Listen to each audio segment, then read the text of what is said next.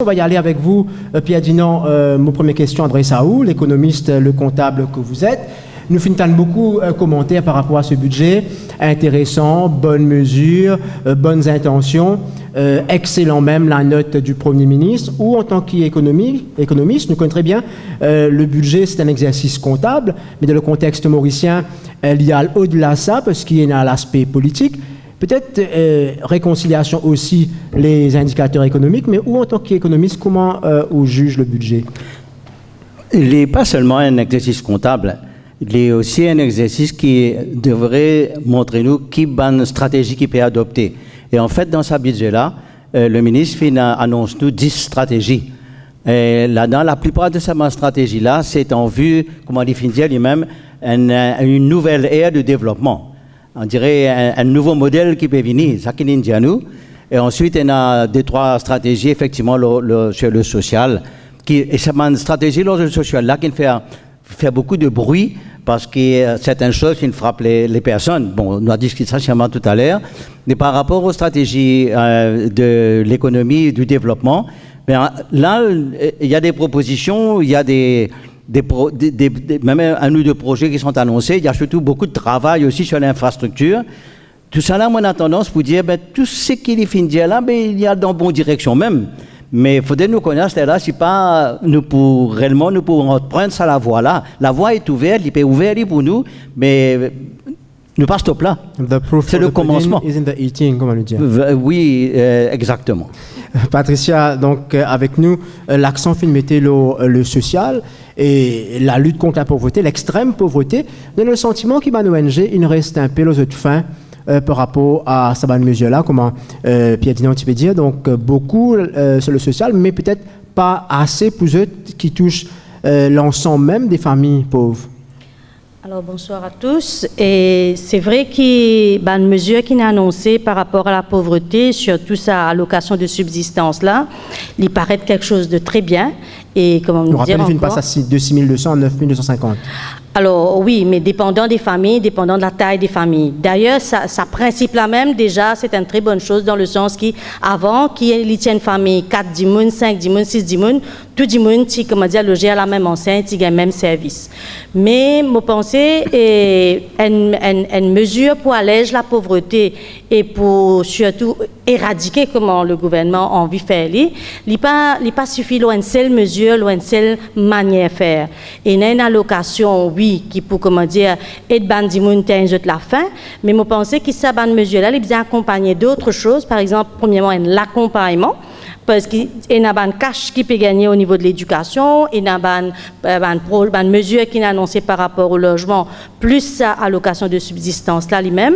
Mais je pense que tout cela bien accompagné d'un accompagnement de la personne, une éducation à comment utiliser et gagner accès à sa bonne mesure là, sa bonne facilité qui peut mettre en place là, et surtout aussi propose une alternative parce que ben dit pas pour rester dans une situation de subsistance tout le temps, toute la vie, de génération en génération. C'est en fait qui préoccupe. Voilà, c'est comment faire un accompagnement, comment faire une proposition pour que ben dit mettre des bouts. Empower et aussi débrouille par eux-mêmes après sur le long terme, mais dire gagner un travail, gagner une formation, etc.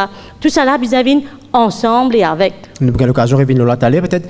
Là, Ramesh aussi, donc pour vous, ce budget met l'accent sur l'économie numérique, qui est un secteur porteur, qui est assez nouveau pour Maurice. Mais est-ce que vous avez le sentiment que le budget adresse vraiment à cette problématique donc, de l'absence même du numérique chez nous? Alors, moi, je dirais qu'on a un budget et des annonces qui sont faites plutôt sur la continuité d'avoir ce qu'on appelle le soutien au ICT, Information and Communication Technologies. Donc, on est encore dans une démarche de dire il faut réduire la fracture numérique, donc autoriser les réseaux, la bande passante, bref, comment dire, Internet pour aller plus vite. C'est ça qu'on appelle ICT. Mais Mopan trouve énormément encore ce qu'il nous appelle l'économie numérique. Il pas jette les bases selon vous pour arriver à cela? Il n'est pas encore pour sa base là, parce que nous pas comprenons bien qui stratégie il a pour l'économie numérique, digital économie. Et probablement il y a une bonne occasion qui nous explique un petit guide qui différence entre having a network, c'est-à-dire nous avons un réseau téléphonique, nous avons Internet, Mais là, il y a de nouveaux usages. Des gens créent un nouveau business avec une application, la mobilité, avec l'intelligence artificielle, une application pour baisser l'énergie, to save money.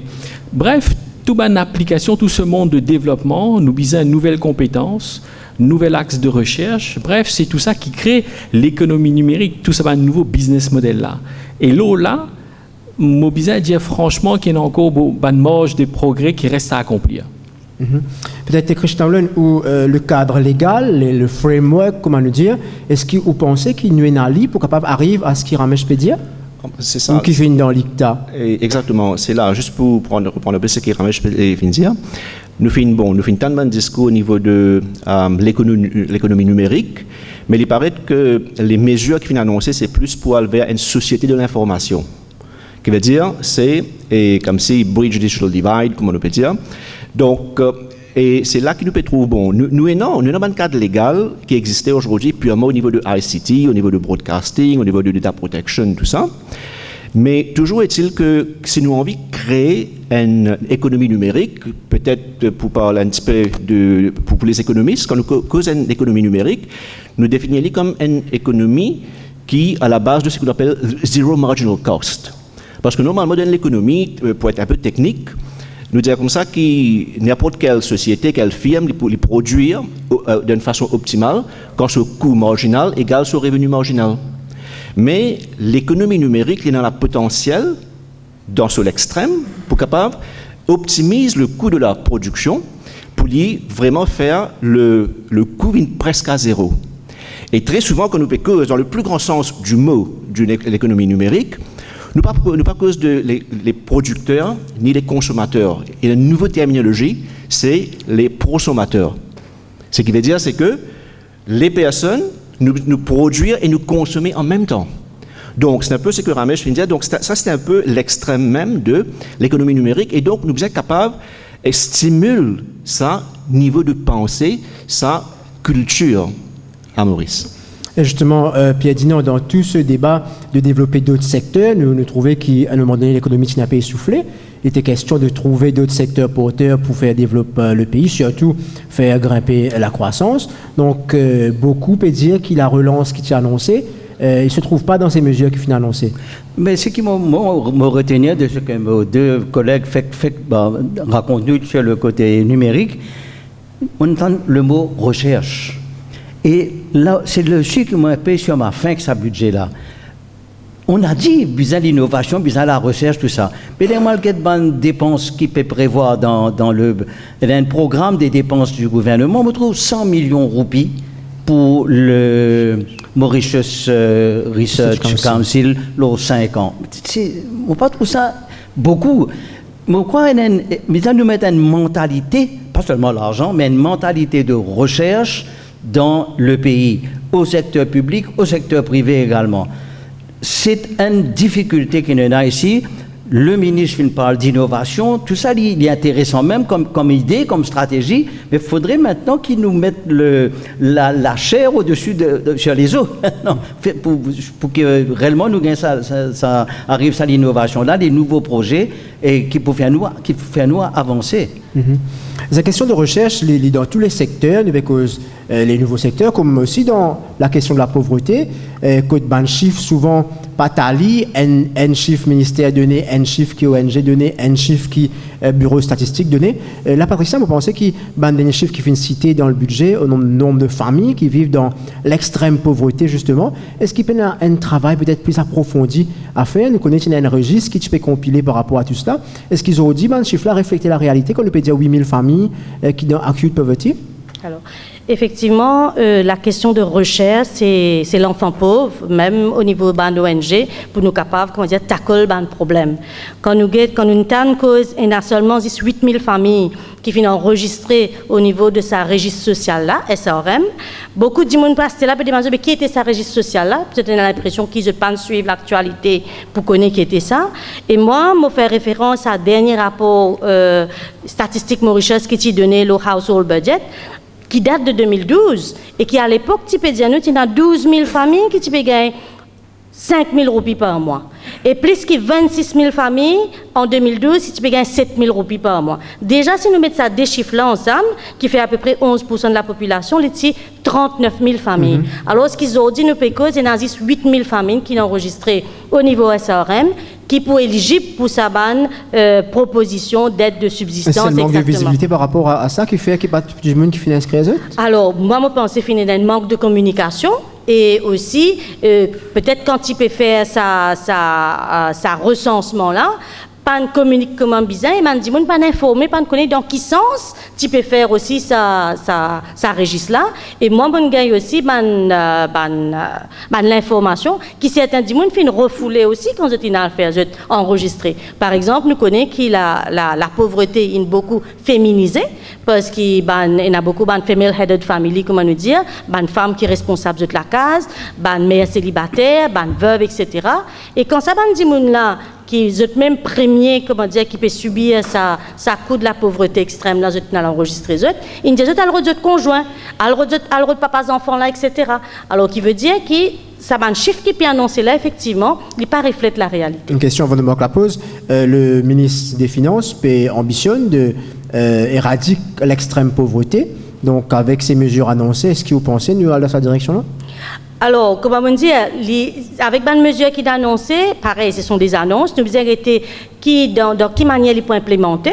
Et moi, je pense, comment on dit, il y a aussi les autres mesures qui accompagnent. C'est-à-dire, accompagnent, éduquent les familles et aussi proposer une alternative. Si nous pouvons dire éradiquer, veut dire qu'à un moment donné, nous pouvons redonner sa allocation de subsistance là, une famille bien capable d'y bout les autres propres pieds, subvenir à leurs propres besoins. Mais je ne pas trouver rien qui nous propose comment sa situation là peut arriver. Ramesh Kossi, quand nous causons recherche, il peut amener nous aussi à parler de formation des jeunes pour ce créneau qui semble être porteur d'emploi. Donc, est-ce qu'il nous a mis chemin dans la création justement de l'économie numérique et fait vraiment bien l'industrie? Alors là, nous avons un petit problème. C'est que nous pas encore à Maurice un bon niveau de compétences et de connaissances pour former les jeunes à l'économie numérique. C'est-à-dire qu'il y a une formation qui peut le développeur pour créer un programme, l'oban New Generation of Economists pour créer un nouveau business model, l'oban Dimoun pour créer ce qu'on appelle des interfaces homme-machine, pour penser l'intelligence artificielle, des data scientists pour penser big data. Bref, on a un champ entier dans la recherche, mais aussi pour faire le lien avec l'innovation, à créer, à former pour pouvoir faire émerger un écosystème d'innovation qui là va pouvoir créer des emplois.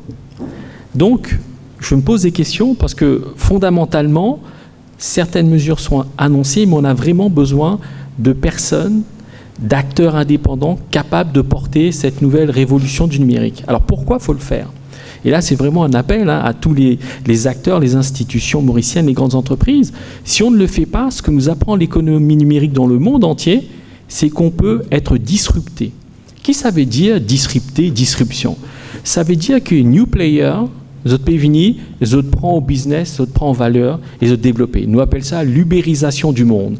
C'est un terme un petit guide technique, mais ça veut dire que la chaîne d'intermédiation, elle peut changer. Avec Internet, you talk directly to the consumer, the end user. Et ça, c'est ban mauricien. Vous n'avez pas faire attention pour bien former ban jeunesse, préparer les autres pour l'avenir. Pays là même can be disrupted. Donc il y a une responsabilité tout ban politicien pour prendre une première mesure, mais aller plus loin pour aider la recherche et l'innovation. Nous besoin s'allier entre la recherche et l'innovation pour faire que l'économie numérique pour créer un job et pour profitable pour tout le mauricien. Alors, je me rappelle, Diawan, c'est une première mondiale, donc un premier robot avec un euro inspiré. Donc, vous finissez créé à l'étranger, malheureusement pas dans Maurice. Donc, est-ce qu'il patina les éléments réunis, l'écosystème patila pour faire dans Maurice? C'est vrai. Nous sommes capables d'y aller comme ça. Parce que Diawan, c'est de l'intelligence artificielle, un robot de service qui détecte la pollution et puis aller baisse la facture énergétique. Il est difficile pour nous tous ça une brique de connaissances, une recherche de motiviser à Maurice. Mais maintenant, la bonne nouvelle, c'est que ce robot-là, nous sommes capables de créer l'application. Nous sommes capables de créer un new usage, new service, new business à partir de cette plateforme-là.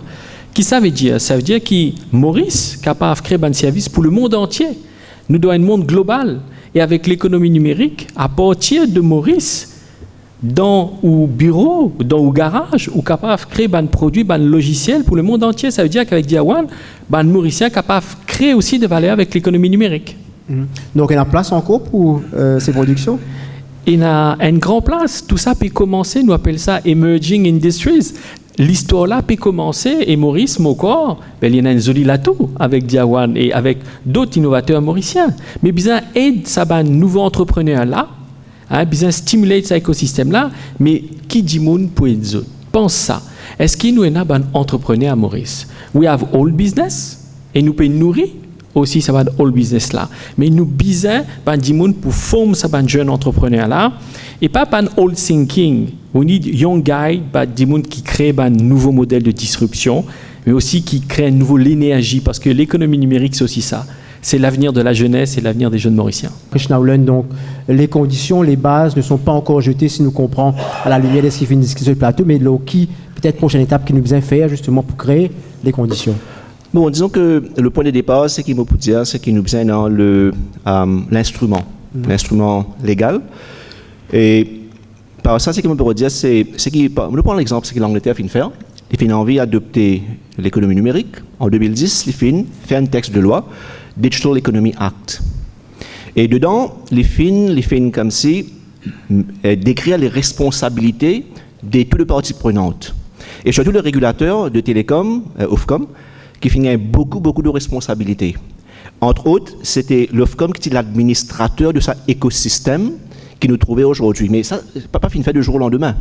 C'était un processus qui commençait depuis 1984 en Angleterre et fin abouti en 2010 avec sa texte de loi-là. Donc c'est un long chemin.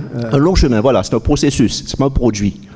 Et moi, on pensait que, deuxième chose, just get the right person in the right place.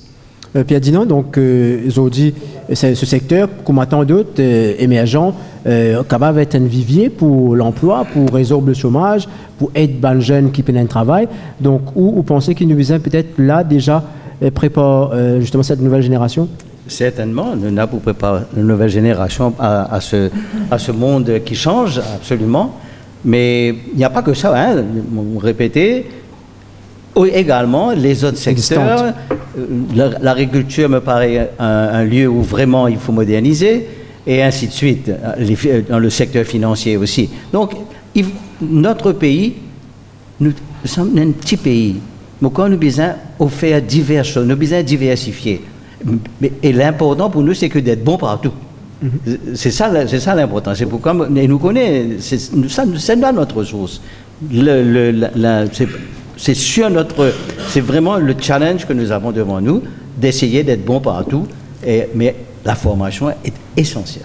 Ramesh, au message peut-être à un jeune qui diplômé, malheureusement, finit baisse les bras parce qu'il 2, 3 ans, 4 ans, 5 ans pour gagner de travail. Donc, quelle inspiration, comment on est capable de rebooster les autres? Moi, très concrètement, je suis aussi un entrepreneur, chercheur, mais aussi entrepreneur. Donc, j'aime faire les choses concrètement. Donc là, j'essaie de mettre toute mon énergie pour qu'à l'île Maurice, on ait de la robotique de service et de l'intelligence artificielle, des big data, bref, des opportunités technologiques pour les jeunes. Donc, on va mettre ça en place. J'espère que ça va permettre à créer des initiatives de recherche, des coopérations avec les écoles, les universités et des acteurs qui vont pouvoir investir pour créer de la richesse et de la valeur pour le pays. Ça, c'est mon premier point. Et mon deuxième point, pour rejoindre aussi ce que disait Pierre, c'est l'idée, il faut absolument faire cohabiter ce qui a existé et ce qui a permis à Maurice d'être une île fantastique, parce que c'est le cas quand même. Il faut dire les belles choses. Mais il faut aussi préparer l'avenir. Pour ça, il faut gérer ce qu'on appelle le 80-20, créer une place pour des secteurs d'avenir tout en maintenant tout ce qui a été fait. Et je rappellerai juste un point, c'est que l'économie numérique, c'est une opportunité, mais il y a aussi les technologies du numérique et les technologies qui vont permettre de transformer les industries. Il faut jouer sur les deux registres. Voilà en un mot. Patricia, le mot de la fin, nous fait une cause beaucoup de l'humain dans cette émission. Donc, nous cause aussi les logiciels, le numérique, mais il y a aussi la place de l'humain pour arriver justement à ce développement qui nous peut dire nous besoin d'une société qui n'est pas frustrée, une société que tout le monde trouve sur place. Vous pensez, ou le message, c'est un peu dans ce sens-là, ou bien du monde qui peut être un peu laissé pour compte? Définitivement, moi, je crois que chacun besoin trouve sa place et qui a une question qui ban Dimon qui dans sa couche vulnérable avec posé aujourd'hui, c'est après tout ça va discours, ça va discussion là, c'est comment tout ça va l'aide qui peut dire là pour arriver jusqu'à eux.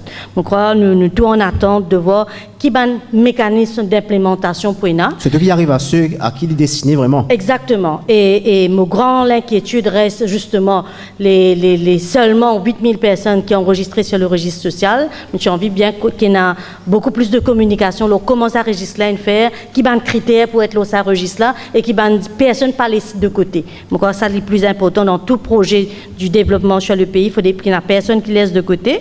Et aussi, par rapport au CSA, les moyens pour que tous ceux qui sont de bonne volonté, des ONG, la société civile, etc., qui ont envie de contribuer, qu'ils soient capables de connaître sur qui ils sont capables de compter et quels sont les moyens qu'on met à leur disposition pour qu'ils soient capables de poser de contribution.